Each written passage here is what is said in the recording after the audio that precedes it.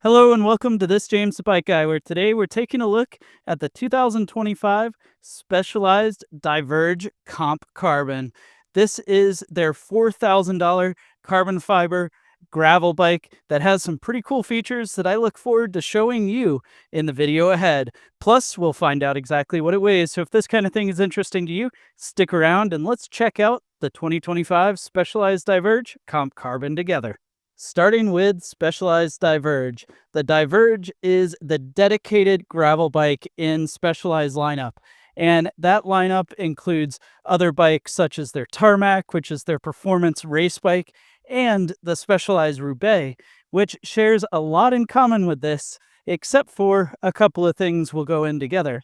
And that Specialized Roubaix falls into what they would consider their endurance geometry road bike. And the major difference between a gravel bike and an endurance geometry road bike is tire clearance and the capability off-road. Now, namely, in many cases, the gravel bikes are going to run much wider tires. So on this particular bike, the Diverge, you've got room for up to 47 millimeter tires on the factory 700C wheels. But if you wanted to, you could cross in to the 2.1 territory with a set of 650B wheels. Now, part of the reason they're able to do that is these 700C wheels are roughly 29 inches, whereas a set of 650Bs are 27.5, which means that you're going to drop the wheel height a little bit, but as you go smaller in wheel diameter but wider in tire, the tire height gets taller too. And so essentially that moves the tire further back into this chainstay, which is going to allow for a bit more room. Same on the seat stays, and of course the bridge on the fork as well.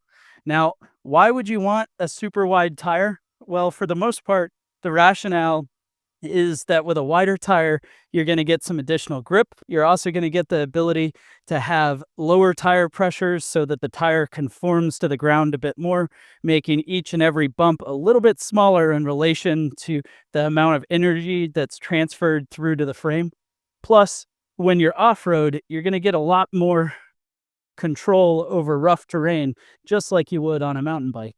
And that brings me to the other thing that's kind of unique on this Specialized Diverge. Now, the Comp Carbon is the second level up in Diverge's carbon fiber lineup. They have an aluminum series as well. And you go from sport to comp, and the comp is going to get you nicer drivetrain, but it also has what they call their Future Shock 2.0. And what this Future Shock 2.0 is a shock that's built into the head tube.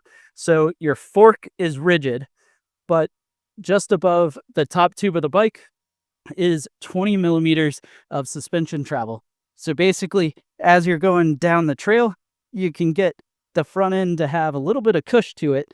And I personally have a Specialized Creo Evo, which is the e-bike version of the Diverge, which also has a Future Shock, and gosh, is it awesome. The Future Shock itself, when you first ride it, you kind of can tell that it's there, but as soon as you stop thinking about it constantly, it basically disappears. And the major benefit of putting the suspension on top versus in the fork is that you don't lose any of the momentum from the wheel set. Whole bike keeps going. There's no bobbing mechanically in the frame or anything like that, but you're going to get a little bit of shock absorption and reduction when your hands are on the handlebar. Now, depending on your preferences, the 2.0 also allows you to make it looser or tighter. Basically, this is adjusting the preload of the spring that's inside of the Future Shock 2.0 so that that 20 millimeters of travel is either firmer or lighter, which you can dial in both on the terrain that you're riding and the riding style you want. Maybe when you're out for a road ride trying to keep up with your friends on road bikes, you dial it up to as stiff as possible. And when you're really hitting some of those fire roads and going into some scenarios where you want as much suspension travel as you can, loosen it up. Now, this being the comp version, it's going to be the first one in Specialized lineup that's rocking the Apex AXS. Now, this is the least expensive electronic drivetrain from SRAM. But what we have here is hydraulic brakes that are clamping down on two piston calipers with 160 millimeter rotors. And out back, you have a rear derailleur that's a bit reminiscent of what you'd get with, say, a GX AXS mountain bike derailleur, but instead in gravel form. So this is an electronic shifting rear derailleur. It's going through this 11 to 50 tooth cassette. So nice wide range cassette out back. And it's single ring up front via a 40 tooth X-Sync narrow wide chainring from SRAM. I love that everything is SRAM Apex on this bike. So complete drivetrain is Apex. You do have a threaded bottom bracket for additional reliability, a standard 12-speed chain, and AXS rear derailleur. Now, this rear derailleur does have one limitation compared to the other AXS rear derailleurs. The clutch mechanism, a little bit lower end on this bike, so you're not going to have quite as much chain control, but it's still going to work pretty well. Of course, the battery system out back, just one small little battery. And these are super lightweight, although they last for 1,000-ish miles, you can carry one with you if that's something you're concerned about. The other piece to talk about with the Comp Carbon versions of these Specialized Diverge is going to be in the rear end and the rear suspension. Or should I say lack thereof. Specialized also makes an STR version, which runs a rear shock mounted up in between the chainstay and the top tube. Whereas on the standard carbon version, you're going to have a top tube and seat tube junction that are separated with the seat tube going through the middle. Now, your seat post slides in with a standard clamp and a 27.2 seat post diameter, which is nice to see because it both makes it really easy to get replacement parts, posts, what have you, and some gravel bikes have it integrated. But the other thing is you can run a dropper post with this setup. But it's got the carbon fiber Roubaix seat post, and on top of that, you have a specialized power saddle. Two other things to talk about on the frame before we get into geometry and how it compares to the Specialized Roubaix endurance bike. The first would be, although this bike is one by, it does have both cable routing and the mounts to add a braze-on style mount up front so that you could add a front derailleur, front chainring setup with a 2x if you wanted to. The other thing to talk about on this Fact 9R carbon frame is that you do have a storage door. So that door comes out and it comes with its own bag, which is inside of the plastic here. But it also gives us an opportunity to take a look at the nice looking carbon frame inside and then check out that cable routing.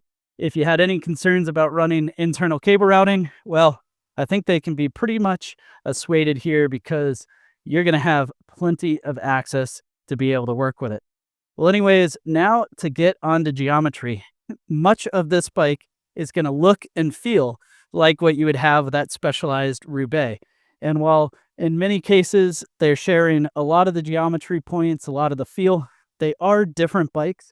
And as such, I wanted to compare this fit versus the Roubaix in a size 56.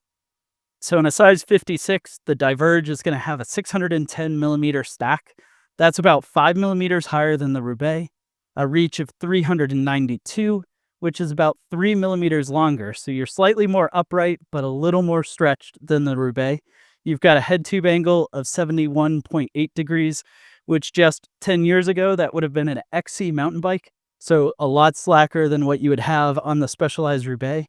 And then they also feature the same exact seat tube angle with a wheelbase of 1,042 on the Diverge, which is about 30 millimeters longer than the Roubaix. And two things that are going to go into this fit difference. Part of the reason that the bike is taller is that the bottom bracket is actually lower. The drop is lower, I should say, compared to the Roubaix. The other thing is with these fat tires, as that tire gets wider, it also gets taller, like we said before, which means the wheelbase combined with the slacker fork is going to lengthen out. And that's kind of the culmination of how we get to where we are today. And the actual weight of the Specialized Diverge Comp Carbon comes in and weighs 22.64 pounds. And that is including the pack inside of the down tube. Thanks for joining me to check out the 2025 Specialized Diverge Comp Carbon. Go ahead and let me know your thoughts down in the comment section below. While you're at it, be sure to browse the channel and check out other bikes like this to see as well.